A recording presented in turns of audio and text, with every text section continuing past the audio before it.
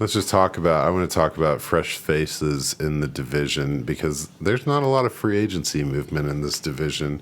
We've already covered most all of them. I know we're about to get into one more interdivisional free agent move. Oh, hey Tessa, what's up?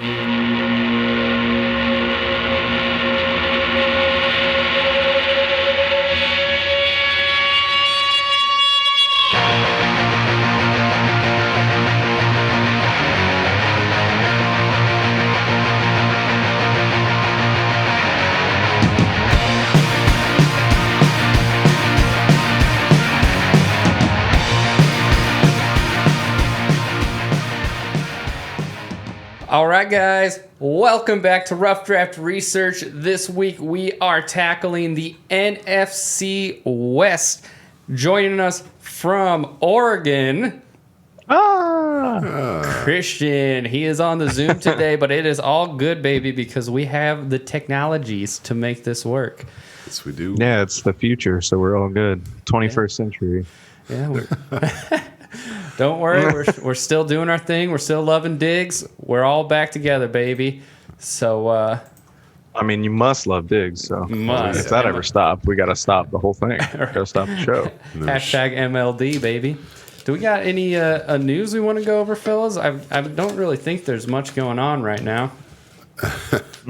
Nope. Just Rashad Bateman's got a groin injury. I didn't want to bring it up. It looks like Elijah Morris got a hammy. Didn't want to bring it up. Looks like Carson Wentz might be back for week 1. Actually, they said today that tight. they're not going to rush him back. Yeah. But, I mean, who Well, knows what they that shouldn't. means. You only got to win 12 games to for sure get the playoffs, right? Yeah, all those games matter in fantasy, though, baby. That's true. That's true. That hurts, Jalen. Oh, no. Is he frozen? No. Oh, there they are. There we go. Well, perfect. Well, hey, boys, do you want to just dive right on into it then? Yeah? Yeah. All right, who do you guys can. got queued Let's go up for right it. now? I got those Rams. Yep, that's what I got Yeah. too. So let's start with the Los Angeles Rams. Man, that still is hard to. I don't like it. I got to do LA Rams and Los Angeles Chargers. Like, I have to pretend that there's like it's separate cities and Right. shit, but it's not. So we'll start with the LA Rams and Sean McVay, and we've talked at length about this guy, but I'll go over a few things here. Started in 2008 as assistant wide receiver coach for the Buccaneers under the man, the myth, the legend, and Christian's second favorite head coach after Urban Meyer, John Gruden. Yeah. 2009, he was a wide receiver coach for the UFL Florida Tuskers. Hey, man. Yeah, man, you got to get your start somewhere. And then 2010, hired as offensive assistant to the Washington Redskins Oh, jeez. under Mike gonna be rough. Shanahan. Pretty good. Oh, I guess I coach. have to get my own football team 10, huh? Yeah. That's right. So he was hired as an offensive assistant. Okay, under Mike Shanahan, a pretty good coach, if you recall, from the Denver Broncos. A fun fact about Mike Shanahan is at Eastern Illinois University in 1972, a piercingly hard hit in a practice field ruptured one of his kidneys, which caused his heart to stop for 30 seconds and nearly killed him. Whoa. And that's what started his Jesus. coaching career. Yeah. So I just thought that was crazy because without that hit, the whole NFL would be so different right now. Damn. Yeah. Dude. Another fun fact is he won back-to-back Super Bowls with the Denver Broncos. Yeah, we so, all know. John Elway, Shannon Sharp, Ed McCaffrey, Terrell Davis, like pretty good. So then 2011, 2013, he was hired as the tight ends coach, still with the Washington Redskins. We're talking Sean McVay again, sorry. 2014, Jake Gruden comes in to be the Washington Redskins head coach. Promoted Sean McVay to the offensive coordinator, where RG3 suffered an ankle injury in week 2. Kirk and Cousins. the world met the human cup of ranch dressing, Kirk Cousins. So we're talking Pierre Garçon, Jordan Reed. You know, he is the tight end coach, and Deshaun Jackson. And this is all under offensive coordinator Kyle Shanahan. Spoiler alert. So fun fact about Jay Gruden, he was the 2009 Florida Tusker offensive coordinator. Really? Yeah. Who then became the head coach and GM of the Florida Tuskers, and then his shining moment in his career was leading the 2020 Jacksonville Jaguars to Trevor Lawrence. So it's safe to say Nice. McVay didn't learn anything from him, I would say. 2015, he was offensive coordinator, leading Kirk Cousins to over 4,000 passing yards, 29 touchdowns. Leading the charge with receptions was Jordan Reed, Pierre Garçon, who both had over 110 targets apiece. 2016, still the offensive coordinator, leading the "You Like That" Kirk Cousins to almost 5,000 yards passing. Blarf. Again, Pierre Garçon, Deshaun Jackson, Jameson Crowder, Jordan Reed. Pretty good. Then 2017, hired as the Rams head coach, becoming the head coach of the year, and then losing in the playoffs to the Super Bowl runner-up Atlanta Falcons. So 2008, head coach, leading the Rams to a Super Bowl under Jared Goff's 404,500 passing yards, 32 TDs. We're talking Robert Woods, Brandon Cooks, Todd Gurley. So basically, if you were holding these offensive pieces, you were winning or contending for your fantasy league. 2019, though, the offense still produced quite well. The team goes 9-7. The funny thing about this is it was a crazy schedule. You're playing San Francisco twice, who goes to the Super Bowl that year with that insane defense, and then they played the AFC North with the crazy Lamar Jackson year, Pittsburgh Steelers. So not saying they were awful, but it was a pretty crazy schedule. And then 2020, the offense still goes crazy under Robert Woods and Cooper Kupp. Despite Goff putting up 3,900 yards and 20 TDs, there was the rumors buzzing about a falling out between Goff and McVay. Ooh. And so that leads to a quarterback change in 2021, and I'll kick it over to you boys. Well, I think we all know what happened with that. Go Yeah. ahead. I mean, they won that trade. I don't care how many picks they gave up. For sure. Getting Stafford is obviously huge for the Rams. I mean, you could tell. And it wasn't even that Jared Goff played that bad last year. He was fine, wasn't anything crazy. But you could almost tell that McVay didn't trust his own offense. I mean, you look at a similar offense the way Aaron Rodgers runs it up in Green Bay. And, Aaron Rodgers is Aaron Rodgers, but that's how that offense should look. And then you got McVay running it with Jared Goff, and it looks very watered down. He's throwing a lot of short passes. He's just never had that superstar potential. And then you bring in Stafford. I don't know. I think it's a slam dunk. Yeah, I think, The quarterback position, like you said, it hasn't been awful, but it hasn't been enough to push this team over the edge. And the way they run the defensive side of the ball and the potential that O-line brings that whole team, it's like, you're just missing one major piece. And like you're saying, Stafford definitely completes the circle there. Yeah, it's too bad that their star running back, going into his second year, couldn't make it to the regular season to be the star he was born to be. But even then, go ahead. Oh, I was going to say, I just think that the Rams that we know are going to be different, right? Like the high-powered wide receivers and Cooper Kupp and Robert Woods. They just take that next step even more so with Akers out. And so we're just going to see a different kind of team, and I think we all trust McVay to lead a winning team. So that's all I have to say. 100%. And then it's not like, again, just like Jared Goff didn't do that bad. Darrell Henderson was good when he was on the field. So I don't know. I mean, Akers is a better player, but I don't know that their running game is going to take that big of a hit. I mean, it's going to take a hit, but I think they were going to pass the ball a lot more this year anyway. So I'm still looking for the Rams to be a top-tier Super Bowl challenger. And then, your guys, Robert Woods, Cooper Kupp.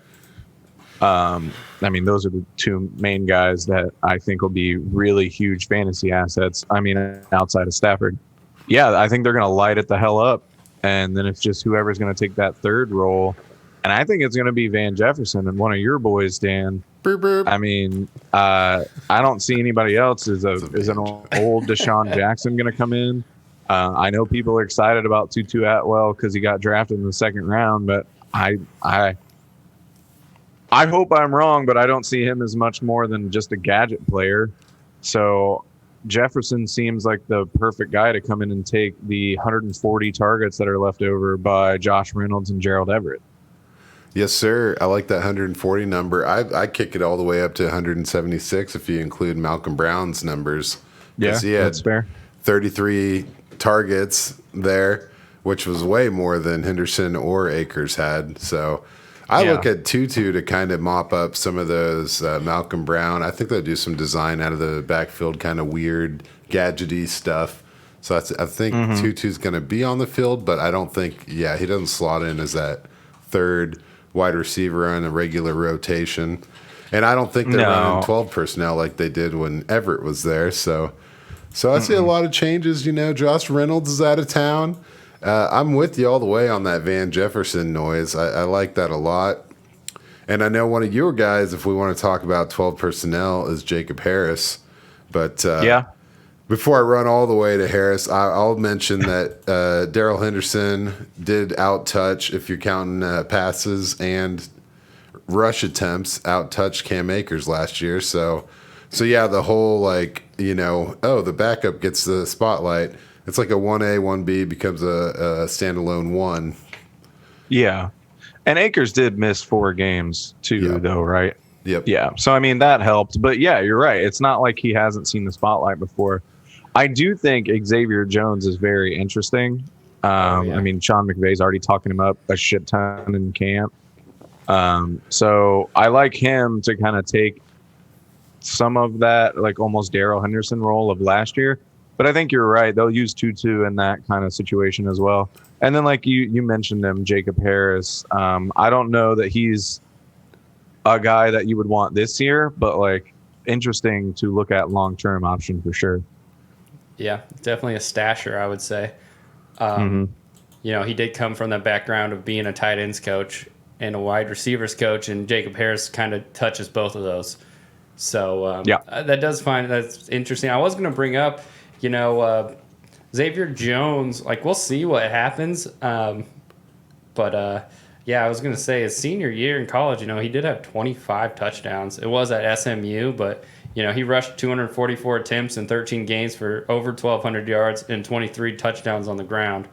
Whew. So, maybe a Pretty nose good for the end zone. Maybe not the strongest conference, but he's not I wouldn't say a nobody. Yeah. So 25 touchdowns. That's badass, man. Yeah. That's some. That's good no matter where you are. I was just about to say some Jarrett Patterson shit. That's hilarious. But SMU's that's a little more high profile than Buffalo, in my opinion. But heck yeah, man. What about Jake Funk? You guys, the Funk's your brother or what? Getting excited about that? I will. For my spin on fantasy, I drafted Cam Akers in the 3rd round, as you all know, in the Superflex. Yeah. And I did go all in on Xavier Jones and Jake Funk. Picked both of them up. Spent probably a little more on the fab than I should have, but hey, you lose 100% of the fab you don't spend, man. Yeah. Fab it like you mean it, For sure. I'll go through a couple of off-season stuff. Oh, good call. Try to touch that a little bit. So they ended the season with the O-line rank of 3rd and pretty much made no changes draft-wise, free agency-wise on the front line. And they're coming into this season. The PFF gave them the 8th overall. Really defense-heavy in the draft, which, we like to see that. Linebackers, corners, all levels, really a lot on the defensive front. A little bit of loss on the defensive side of free agency, so they're just trying to keep that unit strong. That secondary was number 1 ranked and pass rush number 3 to end the season. So you got to keep that healthy and alive. I chart my free agency stuff out as over $2 million a year, and so the only gain I saw for them was Deshaun Jackson, which I think we've already discussed. I bet he has 2 really good games. And Yeah. And it's always like 20 targets before whatever Deshaun Jacksoning happens. But that's pretty much all I got on the Rams. Speaking on the line, I had one more interesting thing. I was looking to do this whole spiel on how Matthew Stafford's going to get to play behind a better pass blocking offensive line because they were ranked so high.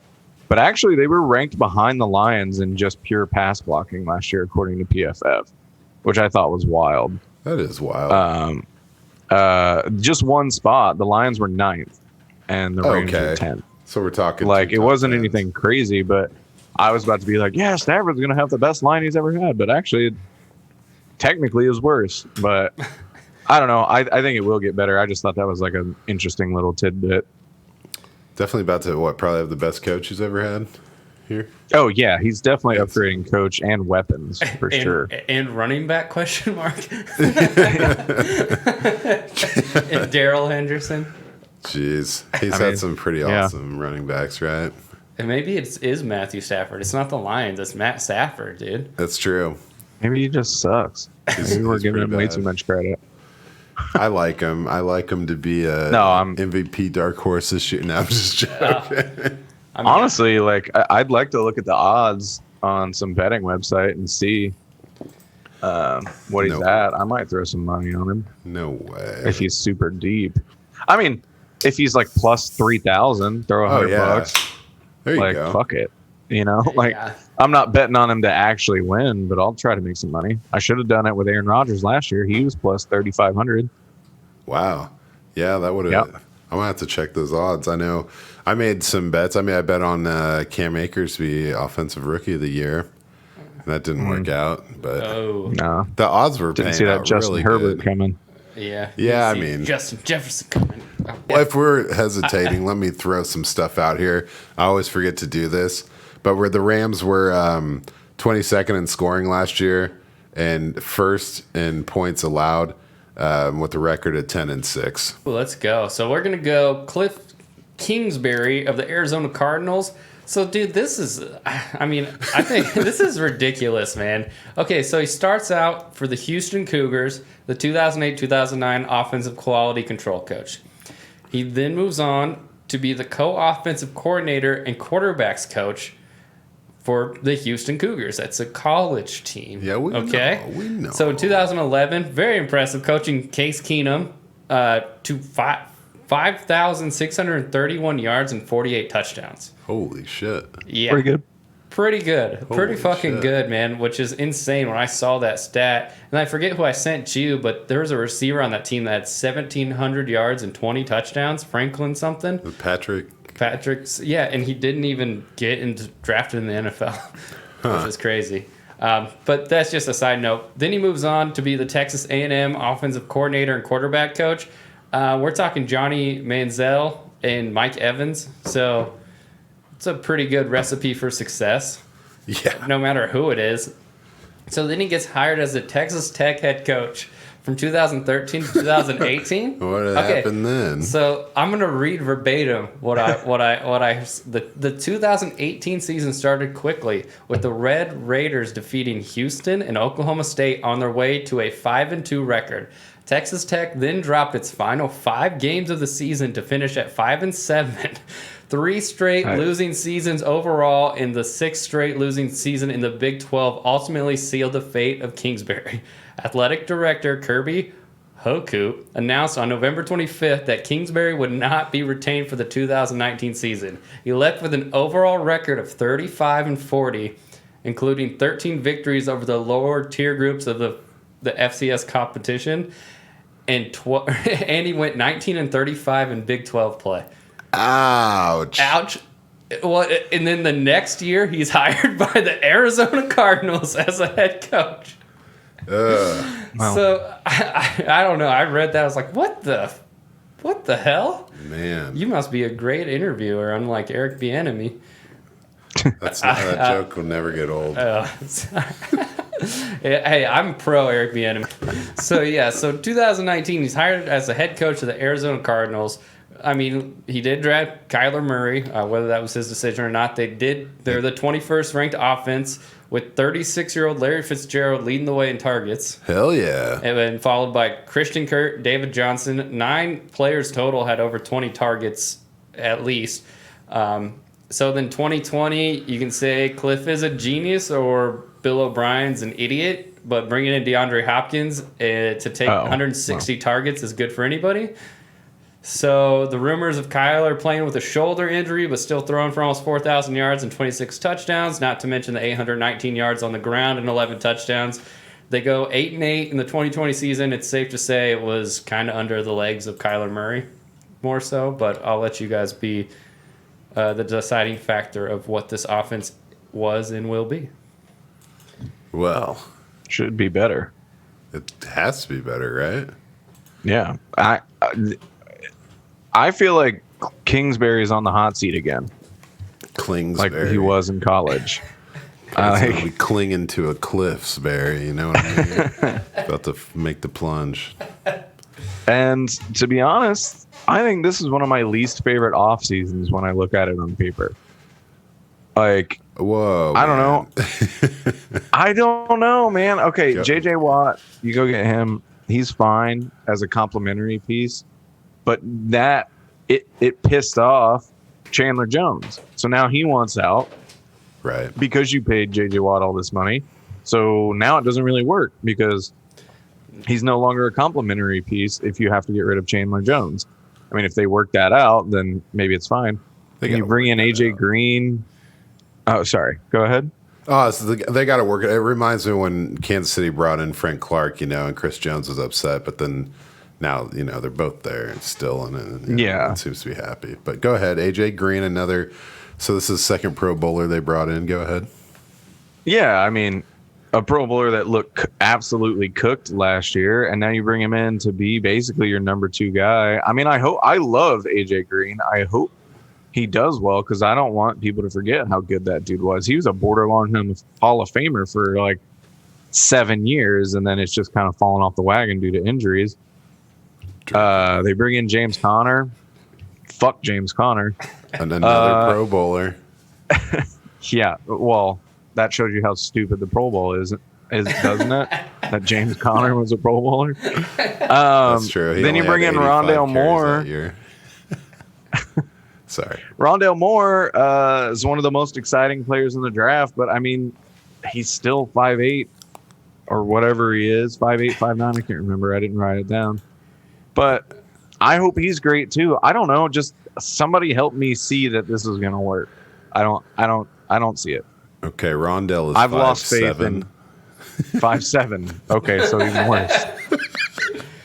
Yeah, no, I've lost all faith in Hingle McCringleberry over there. Klingle McCliff Burner.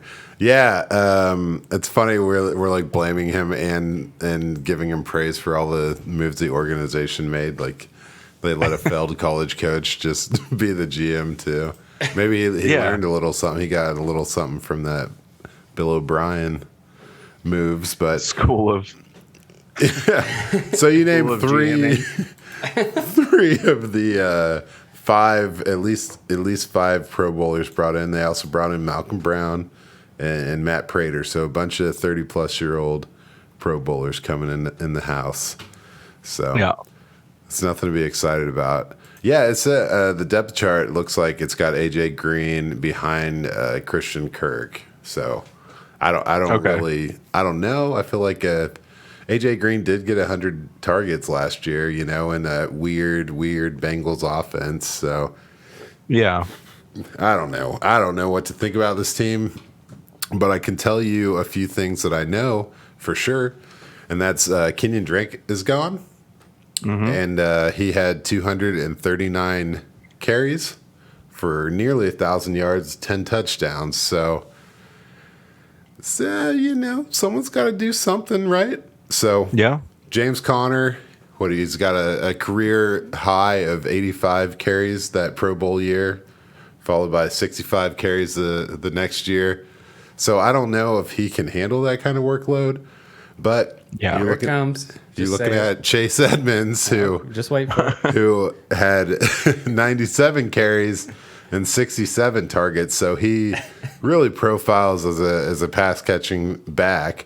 We all know for sure Are we going hashtag here? that hashtag Eno Benjamin is probably getting some good looks, and Connor hasn't played a full season yet. So if the opportunity comes up, I look for Eno Benjamin. But I really do think James Conner is going to get a lot of work, probably more work than he ever did in Pittsburgh, which is weird to think about. You got to look at Chase Edmonds. This guy has 1 rushing touchdown last year and very much little to no red zone work out of the backfield, except for some pass catches. So someone's got to step up and carry the rock. Obviously, Kyler Murray had 11 rushing touchdowns last year. He's fully capable of doing stuff inside the 5, but quarterbacks aren't exactly running it in from, the 12 or whatever. So a lot of opportunities. I think they will go James Conner's way. If he's not healthy, you got to look out for my boy Eno. Yes, sir. Doing Benjamin things. 2 first names, I guess, if Eno is a first name. But you got Kyler Murray. That's 2 first names right there, so who knows? As far as pass catching, there's not a lot that changed. I don't see a ton of opportunities. I haven't heard Fitz has not landed on a team. Nope. And that's 72 targets. Dan Arnold, 45 targets, which brings me to my next question. Who is the tight end for this team, and why should we care? We shouldn't. Okay. I got Max Williams in there. I mean, you want to talk about 2 first names? How about Ross Travis? Oh, yeah, I did see that Ross Travis action. He's Also been passed around. Doesn't it feel like his name should be reversed? Yeah. Travis Ross I sounds so much better. Ross Sounds down. like he has a doctor's appointment. He's like, Ross Travis? Right. You know? Yeah. I'm looking for Like, a what? Travis, Ross Travis. Travis, that could be 2 last names. Shit. Yeah, dude. He's just got all the names. He's a big dude, though. What was he? The guy? Oh, go ahead. Go ahead. I thought he was originally brought in by the Chiefs and kind of been around the league, not really ever done a thing. No, he hasn't. Okay. Yeah, and it sucks because this passing game does need more balance. I mean, it's cool for Hopkins that he got 160 targets, but nobody else even had half of that. So you can't do that, that's not going to work. That's why their offense fluttered at the end of the year, because it's fairly predictable, but they didn't really bring anybody in that scares you unless Rondale Moore is just that big of a freak and can overcome his size, which I hope he does. But yeah, I mean, I don't really know what they're gonna do. I did want to say, as much shit as I talk on James Conner, using him in the role that you're talking about, that goal line work, that is what he's good at. That's why he ends up with so many touchdowns at the end of the year, and partially why I hate him, because he's so good at doing that, but then just not producing in other ways on the field. He's just slow. Yeah. And can't break that kind of shit, but he's like that classic TD vulture, nose for the echo. That's not the kind of guys that I ever want on my fantasy team personally, because there's just so feast or famine. If they can't get past the 20, then he's just going to do nothing, but if their offense is cooking, then he can score you 2 or 3 touchdowns a game sometimes. So yeah. I wasn't really interested in him until I did all this, and then I see, I know for a fact that Chase Edmonds is not going to carry the ball more than 130 times. I put the over-under at 130. And I really think that Kyler is going to have to try to stay in the pocket more. Maybe has to. Yeah, exactly. So a little less rushing than 133 carries, Yeah. So I do think that hopefully it's Benjamin, because I mean, just what a lovely story, from Arizona State.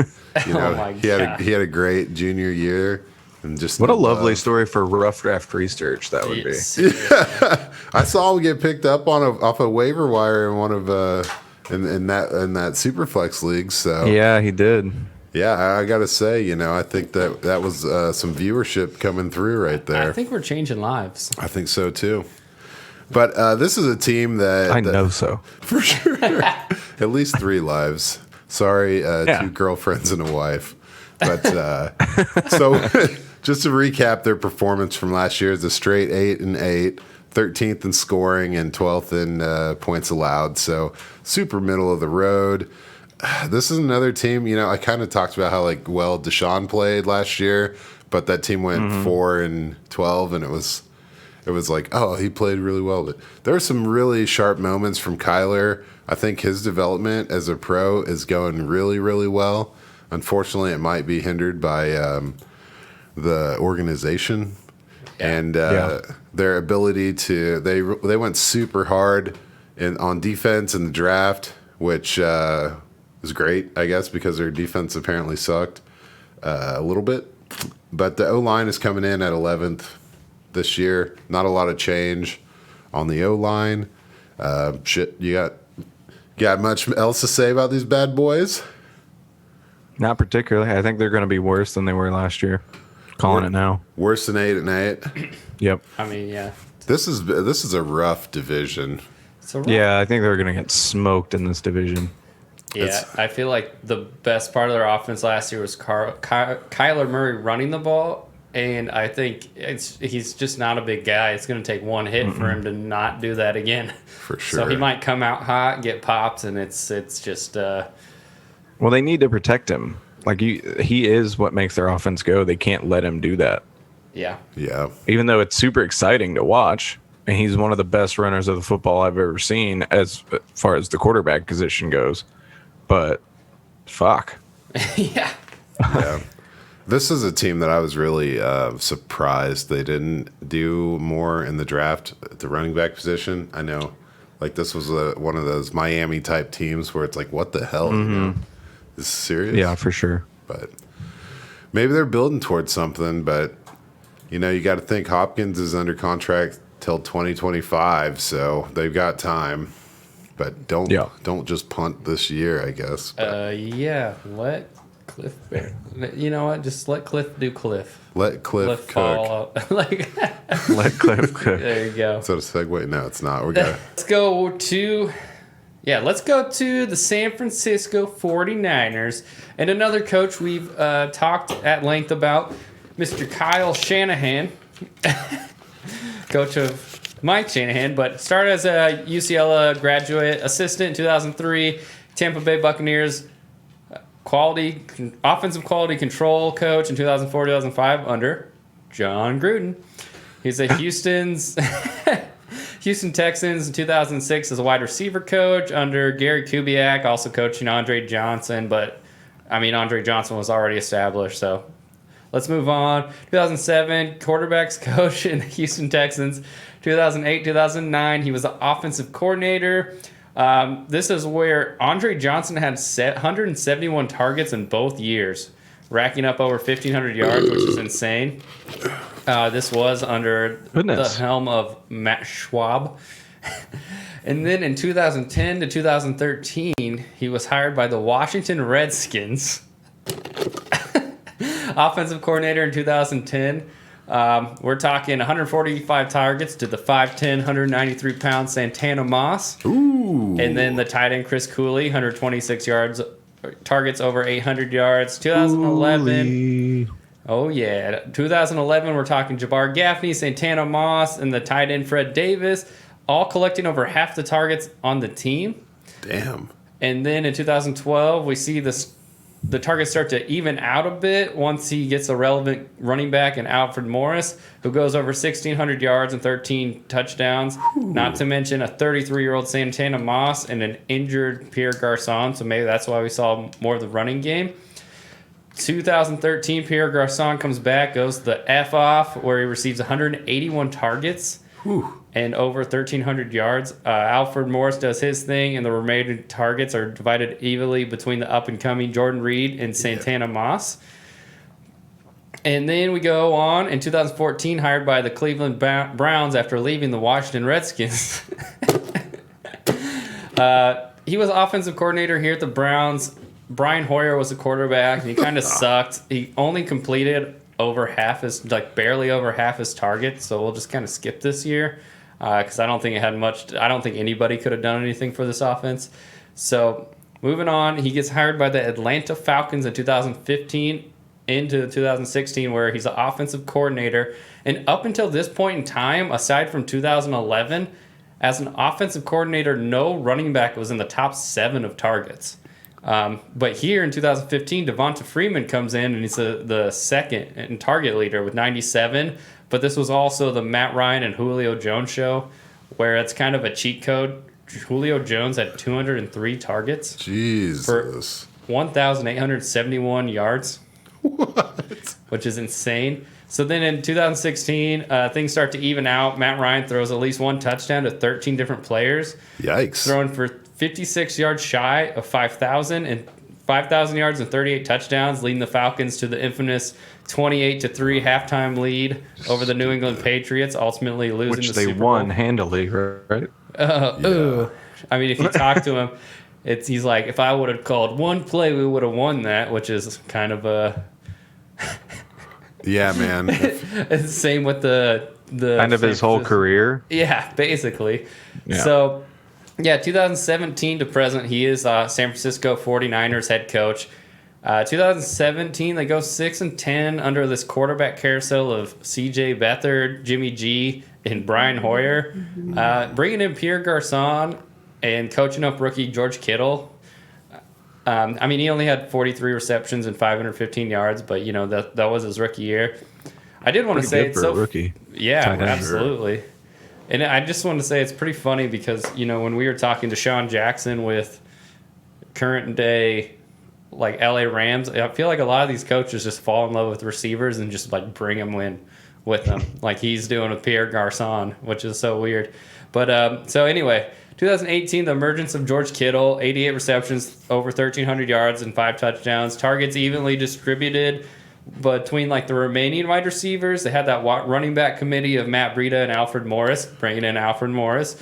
And all this despite Jimmy G suffering a season-ending injury, forcing the quarterback carousel. Chiefs.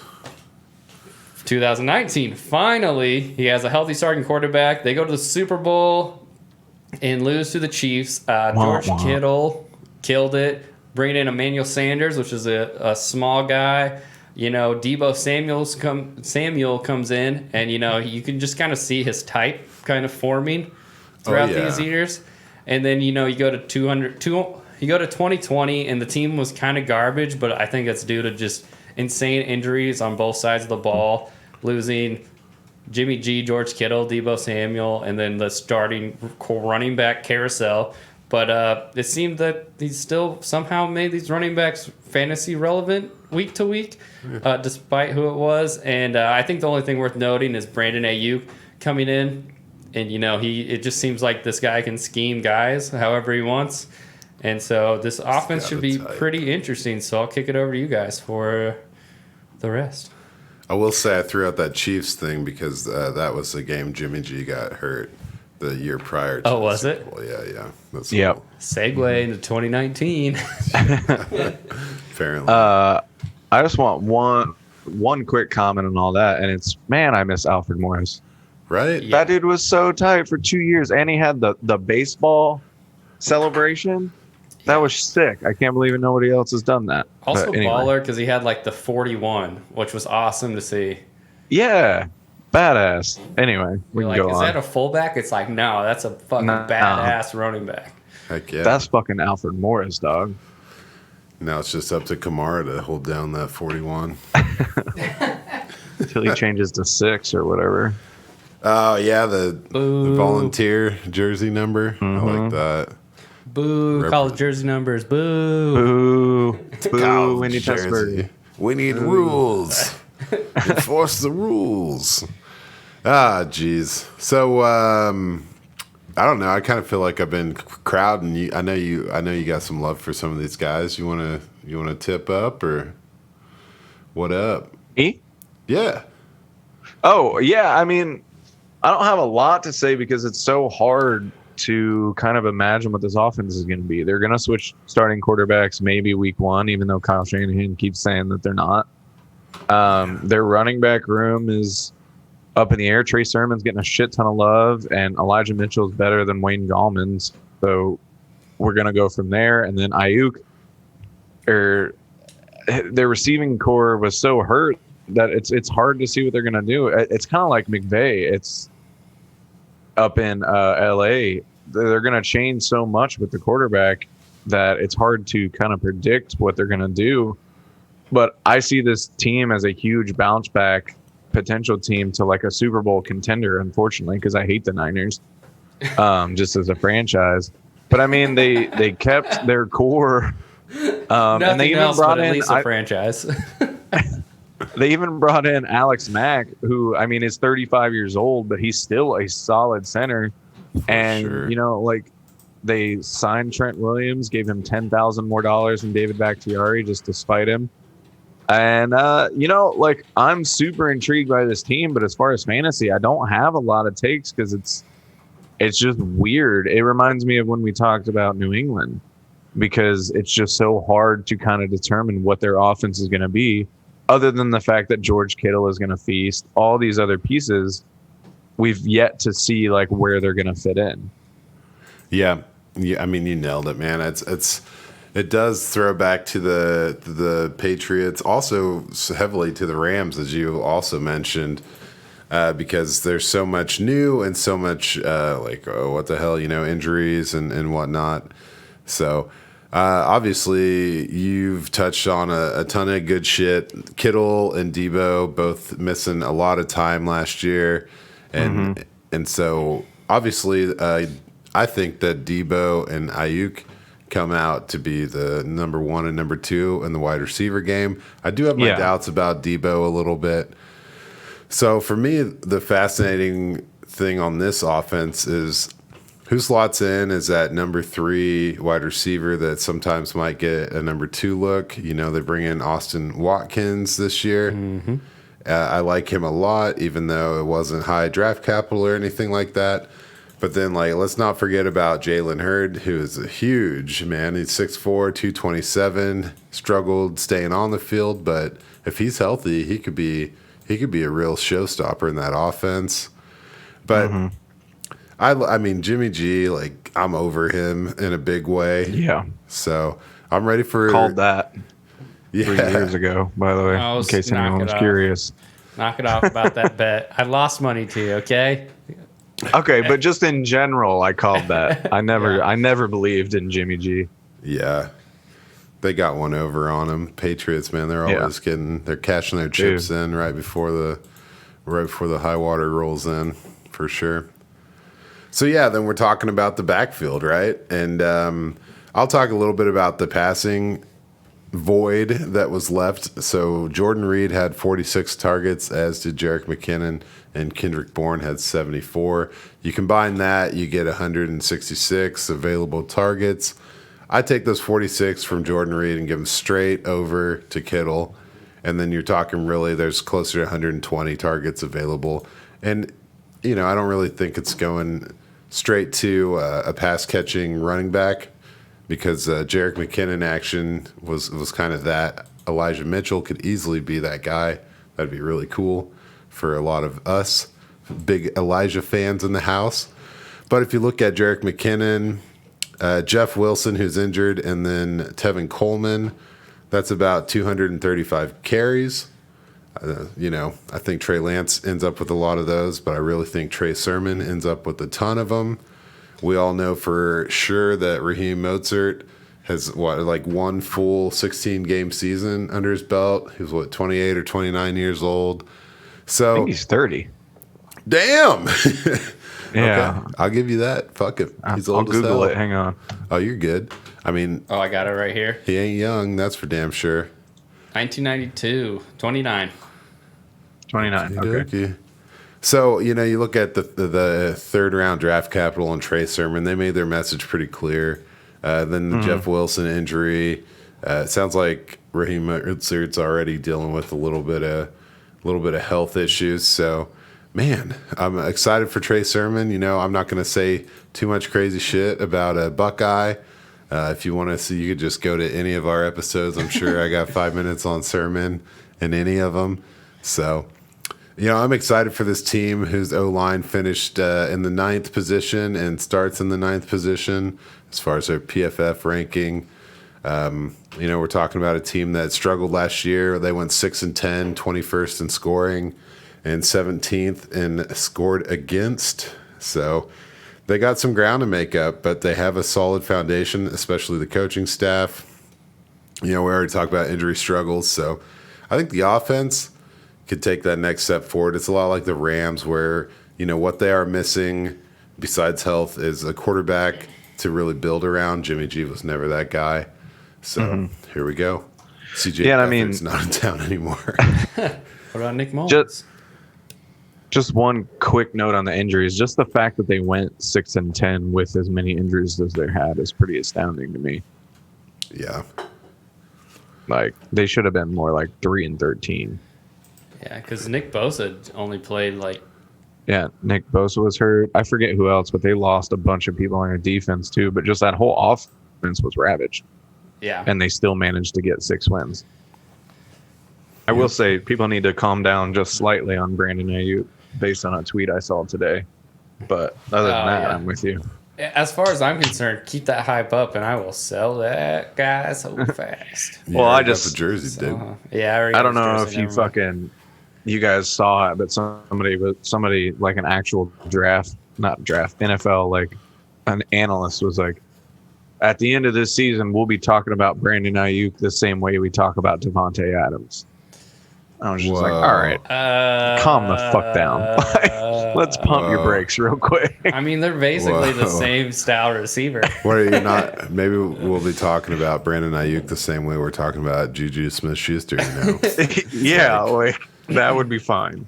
Can we talk about Trey Lance's like what he brings to the ceiling of a pass catcher? Because it ain't a ton. So That's not a lot. we can Yeah, we'll To an see. offense, sure. absolutely. Yep. But that was it. They're just a hard one to figure out because they were so fucked last year. Yeah, it should be fun though. I think it's just. Oh, yeah. a lot of fun to watch. If I see a San Francisco game on, I'll probably tune in. Yeah. Oh yeah, for sure. But all right, let's move on to the Seattle Seahawks. We not much to say. You know who the coach is, Mr. Pete Carroll. Two Mr. first names. Yeah, he's got a dude and a chick name, dude. Attaboy, Carroll. Pete Carroll, he was the coach for the USC Trojans and then ran away when they were like, hey, are you cheating? It's like, nah, son. I'm going to finally accept that head coaching job. But, Fucking Pete he's a Carroll, dude. defensive guy. So we're going to talk about who they brought in to be the offensive coordinator, and that's Shane Walden. I don't know. The NFC West seems to be like on constant, spring break mode where everyone just gets passed around or something because this guy in 2016 was the Washington Redskins offensive quality control coach, moving on to the LA Rams in 2017. He's brought in by Sean McVay to be the tight ends coach, which was what Sean McVay was for the Washington Man, my lunch money. Redskins. I can say that because it was 2017, man. Okay, well, I'll take my money back. So, 2018, he gets promoted to the passing game coordinator. This was a Super Bowl run under Jared Goff's for 4,500 yards and 32 touchdowns with Robert Woods, Brandon Cooks, Todd Gurley. We already talked about this. Who? And Mike Jones. Nice. And then 2019, he continues to be the passing game coordinator and quarterback coach. And then 2020 he's still the passing game coordinator.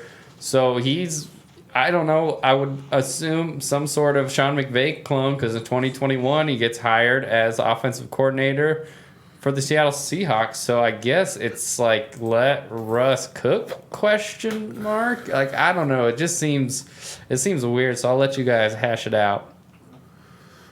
You better start cooking to spread it around more because talk about motherfucking lopsided targets here. TJ Lockett or Tyler Lockett. Who the fuck is TJ Lockett? Tyler Lockett and DK Metcalf combined for 261 targets. That was more than David Moore, Chris Carson, Jacob Hollister, Greg Olson, Will Dillesley, what's his name, Swain, Carlos Hyde, and DJ Dallas combined for. All of them combined. Lockett and Metcalf had more. That's insane to me. He's cooking with only salt and pepper, man. He doesn't need cayenne. He doesn't need no Lowry's, no garlic powder. Is that It's why the just salt and offense pepper. dropped off halfway through the year? Yeah, it got a little desensitized. Got a little flavor. stale, just like only cooking with salt and pepper. You know what I mean? That's true. That's right. You leave it in the oven too long, it dries out. Yeah, Freddie Swain. That was who it was. Sorry about that. All Sorry, good. Freddie. Fred. That's funny. Yeah, man. I mean, he needs to definitely diversify. You know, he needs to buy a cookbook and spread out a little flavor, a little seasoning. As far as this team, I got a lot to say about Gerald Everett. I love Gerald Everett.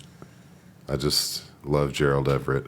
If you're talking about pretty much half the pass catchers on this team, and Hollister, Greg Olson, and Will Disley, they did combine for 108 tight end targets. So it's like they've been trying to get the tight end involved, you know? Like that's the next level. That's the dessert on what Russ is cooking. But the the souffle kept falling out on him. So Gerald Everett's going to come in, a little meringue on that, hide all the flaws, and it's going to pop off and taste delicious. So another 47 targets left by David Moore. And Carlos Hyde is out of town. That's 81 attempts, rushing attempts. So something's got to happen. How are we feeling about Chris Carson, guys? I kind of like... Go ahead. I think it was huge getting him back. Yeah. He played super well when he was on the field. And again, like I said, this team as a whole does need to be more balanced. And if he can stay healthy, Chris Carson's always been super underrated to me. Yeah, and I mean, a good thing to say, especially we are a Dynasty podcast, is that's a 2-year deal for Chris Carson.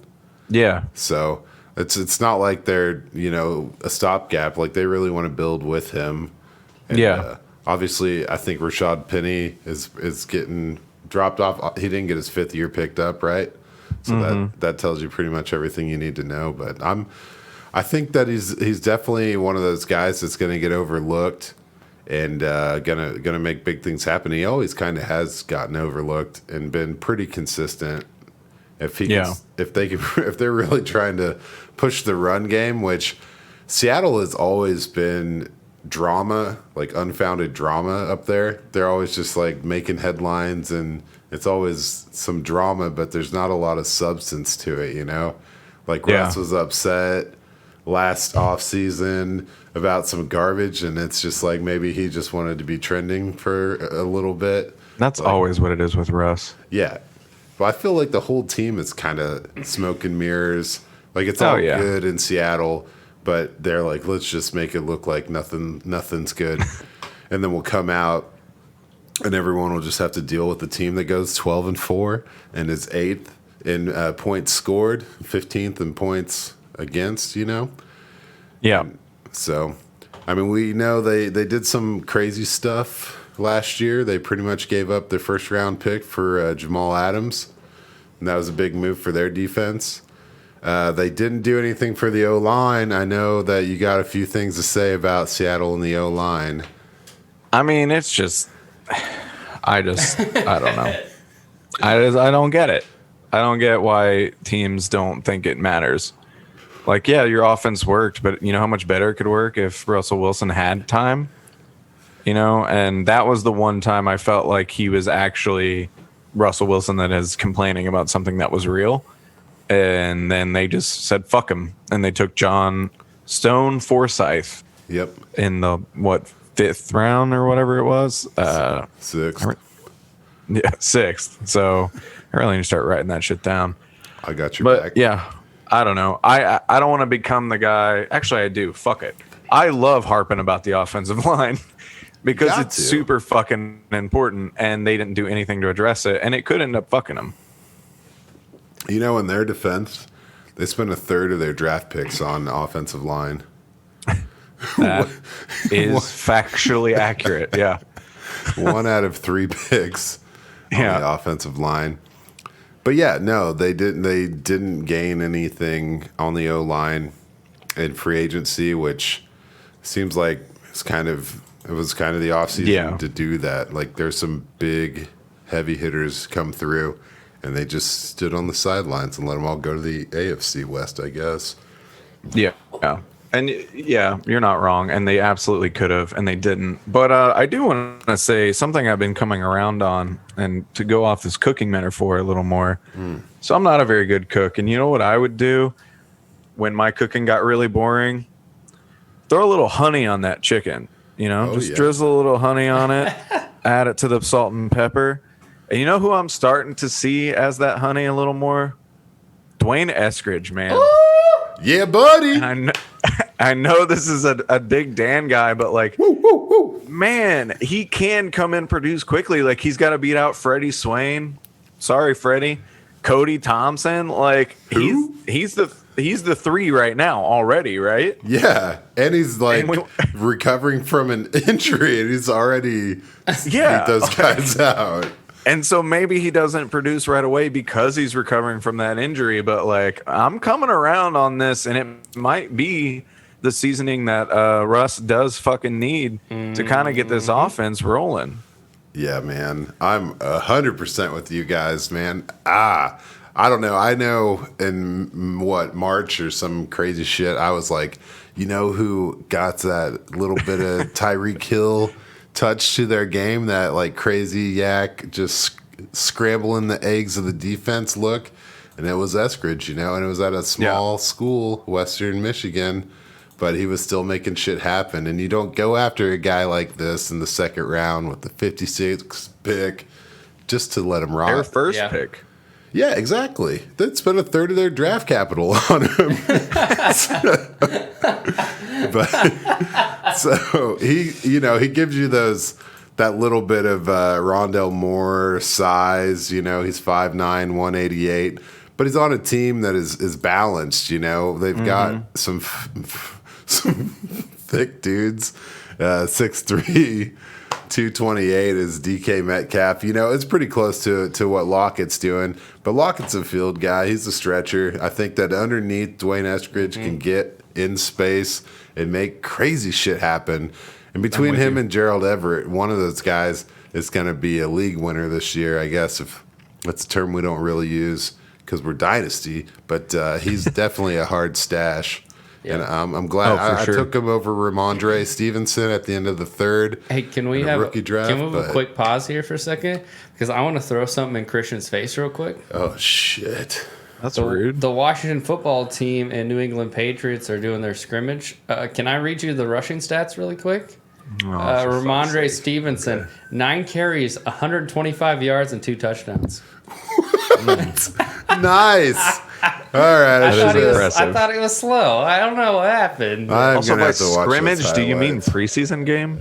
Yeah. Or preseason game. Shit. I was sad not to get Ramondre. I probably could have got Dwayne Eskridge after the rookie draft. Sorry, I saw that like 5 minutes ago, and I blacked out on everything you guys said because I was like, I can't wait to just fucking say this. Oh my god. That's all right. I just grabbed. I'm sorry that the Washington football team's C squad can't stop Ramondre Stevenson, but I mean, that's pretty good C squad though. Yeah, that's like it's like Alabama football right there. No, I will say, damn Ramondre, that I do think it's interesting to talk about Dwayne Eskridge, especially with that offensive coordinator Shane coming from Sean McVay, coming from a Kyle Shanahan, and we're talking. Tutu Atwell can make a splash, or we're talking about Brandon Ayuk and Deebo Samuel. So it kind of seems like the trending thing. Also, this guy coming from the background he could just be that underneath guy that I think Brandon Ayuk has been, or what Tutu Atwell could possibly be, or what Rondale Moore is going to be. It seems like the NFC West is just all cheating off each other's homework at this point. The NFC West and the AFC West seem like they're both divisions where they always stay relevant on multiple teams, Yeah. Like it's just got to be a tough division to play in. I mean, I know you guys rep for a division similar to that. Right. But it's a little different. But I do want to say Ramondre had a 91-yard carry. So other than that, he was 9 for 36 with a 4-yard average. That's pretty good. But if you look at the other side of the ball, I thought he was slow. If you look at the other side of the ball, Someone else was pulling 4-yard average, and Jarek Patterson was 10 for 40. Hey-yo. And then Hashtag Scatterson? because he caught 4 passes for 30 yards as well. So get that Scatterson activated, man. He's definitely going to be eating at J.D. McKissick's role real quick. Oh, yeah. So what do you guys think? Is there a secondary running back? Is Cade Johnson going to make this team? I love Cade Johnson. He's playing for the Seahawks. I think he'll make the team. Yeah, especially Tamarion Terry helped him out with that one. Yeah. Yeah, he helped him out. What a good friend. What a good guy. Really taking one for the team here. But yeah, Eskridge just has no competition, man. I'm super pumped on Eskridge. Yeah. I was sleeping on him a bit, but I've come around. Wake up. Once you mentioned all the leftover targets too, aside from the two dominant fellas there, like it leaves rooms just kind of spread out a bit. Yes, sir. Just over 150. Yeah. We got any more Seattle takes? No, someone stepping up to take that like Carlos Hyde type backup. I just don't see who's taking the backup roles. At DJ Dallas for real, or what are we? Travis Homer. Yeah, Travis Homer would be my guess. Got you. If he can stay healthy. Otherwise, I guess BJ Edmonds. Running back by committee for backup.